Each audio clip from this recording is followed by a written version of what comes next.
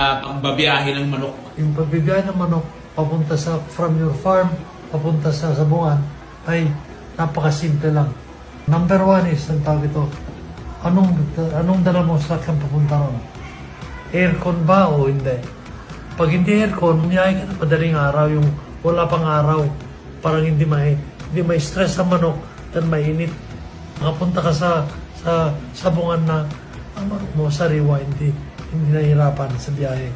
Yung isang technique dyan ay yung position ng mga manok sa loob ng sasakyan.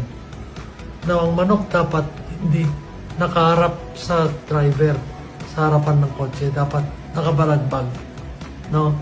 Parang hindi uugoy-ugoy yung manok mo pagka nagpreno huminto. Kailangan talaga ang dapat naka-sideways yan.